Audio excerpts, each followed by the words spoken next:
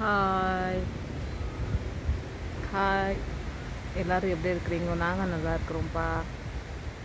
இன்றைக்கி ஃப்ரைடே. இன்றைக்கி என்ன விசேஷம்னா மந்த் லாஸ்ட்னா பொதுவாக மாத கடைசி ரேஷன் வாங்குறவங்களாகட்டும், ஐட்டம் வாங்குறவங்களாகட்டும், சேலரி வாங்குறவங்களாகட்டும் மாத கடைசி ஆயிடுச்சின்னு கவலைப்படுவாங்க. ஆனால் சிலர் அந்த மாத கடைசியில் சம்பளம் வருதுன்னு சந்தோஷப்படுறாங்க. சிலர் மாத கடைசி ஆகிட்டு அந்த ஃபஸ்ட்டு வருது பாருங்க, அப்போ தான் சேலரி வரும். ஓகேங்களா? ஆனால் ஒரு மாதமும் அந்த அந்த நாடு கஷ்டங்க.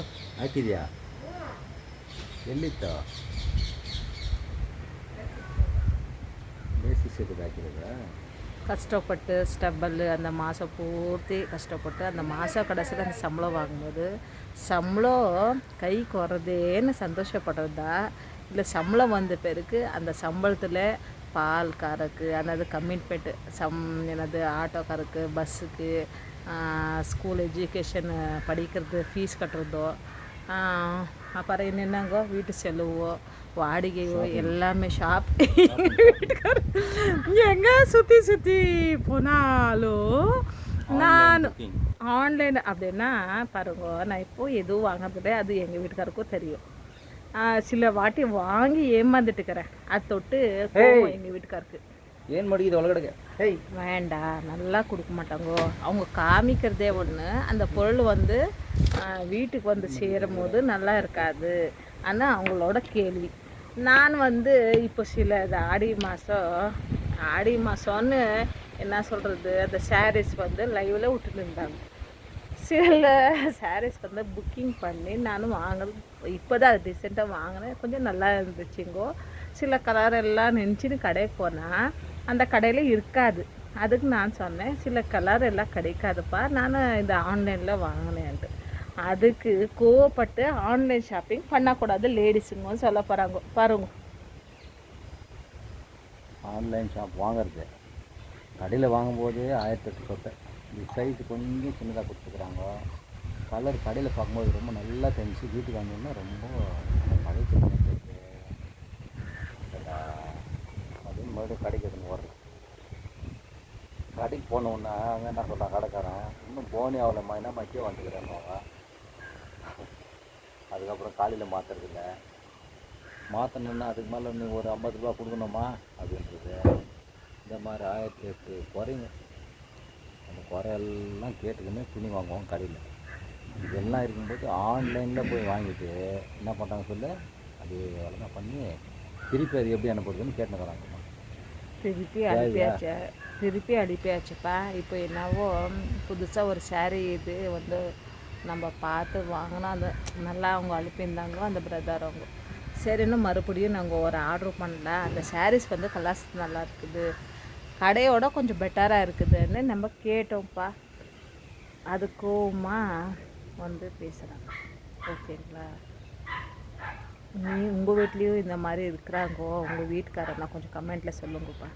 ஓகேங்களா?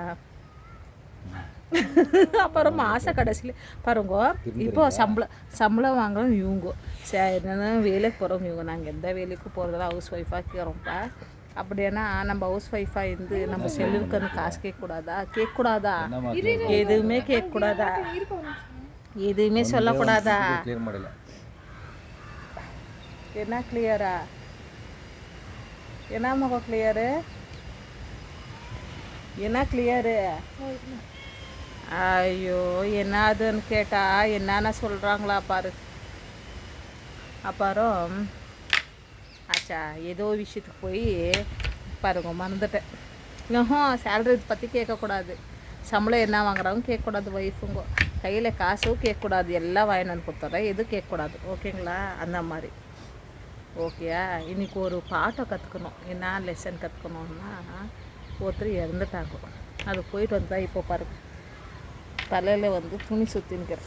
துணியா டவலு வெளியே அது என்ன சொல்கிறீங்க, சாவு போய் வெளியே வந்தோம். வெளியே வந்துட்டு எங்கள் மனசுக்குள்ளே தோணுது. நாங்கள் சொல்கிறோம் தப்பாக இருந்தால் சாரிப்பா. என்ன நினச்சிக்கணுன்னா என்னங்கோ நினச்சிக்கணுங்க. எனக்கு சொன்னீங்க நினச்சி அப்படி இல்லைப்பா, அவங்க இறந்து போனாங்களே, வெளியே வந்து ஒரு வார்த்தை சொன்னியே, அந்த வார்த்தை சொல்லு. சிலர் எல்லாம் எவ்வளோ பேர் பார்க்குறவங்களுக்காகட்டும் கற்றுக்கிற விஷயம் சொல்லு. சிலர் வயசானவங்க வீட்டில் இருக்கிறாங்க, அந்த எந்த வார்த்தையும் பயன்படுத்தக்கூடாதுன்னு இருக்கிற வரைக்கும் பாருங்க. அதாவது இதனால தான் இப்படி ஆச்சு, இதனால தான் இப்படி ஆச்சு. நான் ஒரு விஷயத்தை வந்து முடிவு பண்ணுறதுக்கு இல்லை, இது ஜட்ஜ்மெண்ட் சொல்லுவாங்க. அதுக்கு நம்ம ஒன்றும் ஜட்ஜு கிடையாது, இல்லை நம்ம ஏதோ ஒரு பெரிய தீர்ப்பு கொடுக்கறதுக்கு ஒரு பஞ்சாயத்து தலைவர் கிடையாது. இதனால தான் இப்படி ஆயிடுச்சு அப்படின்னு சொல்லிட்டு ரொம்ப ஈஸியாக சொல்லிடுவோம். அந்த மாதிரி வந்து சொல்லாதீங்க. யாரையும் குற்றப்படுறது ரொம்ப ஈஸி. குற்றப்படுத்தாதீங்க, குற்றப்படுத்தி சொல்லாதீங்க. முடிஞ்ச அளவுக்கு அவங்கள சந்தோஷமாக வச்சுக்கணும், பரவாயில்ல, கஷ்டப்படுத்தாதீங்க. அந்த வார்த்தை எப்படி வந்ததுன்னா, எந்த போயிட்டு பிறகு அவங்கள பார்க்குறோமா, ஒரு 2 நிமிஷம் அழுவோ துக்கமோ வரும். ஆனால் அந்த தட்சணத்துக்கு திடீர் என்ன சொல்கிறோம், மறந்துட்டு வீட்டுக்கு வந்து வேறு விஷயங்கள் பேசும்போதோ, வயசானவங்கள பேசும்போதோ கஷ்டமாக தோணும். அதுக்கு இருக்கும்போது நல்லா பார்த்துக்கோ. அவதான் கஷ்டம் வரும், கஷ்டம் வராது, வார்த்தைங்க வராது, எதுவும் இருக்காது. ஆனால் அட்ஜஸ்ட் பண்ணி அந்த கடைசி காலத்தில் வந்து பொறுமையாக என்னங்கோ தாண்மையாக இருங்கோன்றாங்க.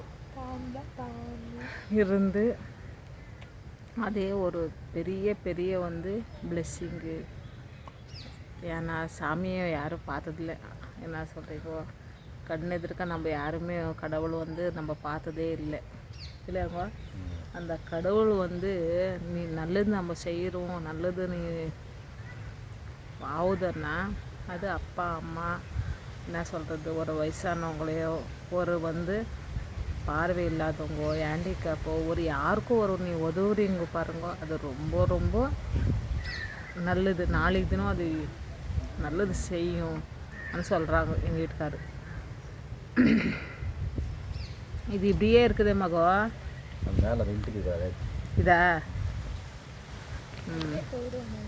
அப்படி சொல்கிறாங்க. ஆனால் இருக்கும்போது எங்கோட்டுக்கு சம்பளம் வந்துச்சு, அந்த மெசேஜ் பார்த்தோம். சம்பளம் வந்தாலும் கொடுக்காத மனுஷன்கிட்ட சம்பளம் கொடு நான் கேட்க முடியும். அது அவங்களா திருந்தி என் பொண்டாட்டிக்கிட்ட கொடுக்கணும்னு. நான் ஓனாக சம்பாதிக்கணும்னு நானும் கூட ஒரு 2-3 எஃபெக்ட் போடுறேன். அந்த எஃபெக்ட் வந்து என்னால் முடியல. ஏன்னா என்னோட உடம்பு சத்தோ இல்லை உடம்புல இருக்கிறது அந்த ஸ்ட்ரென்த்தோ எனக்கு இல்லை. நம்ம ஒரு ஆசைப்பட்டு நம்ம ஒரு என்ன சொல்கிறீங்க, ஒரு பிக்னஸோ ஒரு ஏதோ ஒரு செய்கிறோம் பண்ணுறோன்னு நம்ம போகிறோம். அது எங்களால் ஆகலை. அதுக்கு அவங்களுக்கு கேட்குறது எப்படின்னு நாம் கூட கேட்கறதில்ல. காசு என்னவோ ஷாப்பிங் பண்ணுறாங்களே, ஒரு சாரீஸ் ஒரு புக் பண்ணுறாங்களேன்னு அவங்க நினச்சின்னு. ஓகே, கொஞ்சம் கேமரா பேக் சைடு காமிச்சா நல்லா இருக்கும். எங்கள் அம்மாங்க பேசுறதே ரிட்டனாக பேசுகிறாங்க. அது கோவத்தில் ஒரு ரிட்டனாக எங்கள் ஹஸ்பண்ட் கிட்டே பேசுகிறோம். அதுக்கு அந்த வார்த்தை சொல்கிறாங்க, அவங்க தாழ்மையாக ஏன்னா கோவப்படாத என்ன சொல்கிறேன், அமைதியாக பார்த்துக்கணுமா. எப்படி தாங்க முடியாது. இன்னும் தாரம் இருந்துச்சுன்னா கொஞ்சம் எங்கள் என்ன சப்ஸ்கிரைபர்ஸுக்கு சொல்லுங்க. Happy birthday.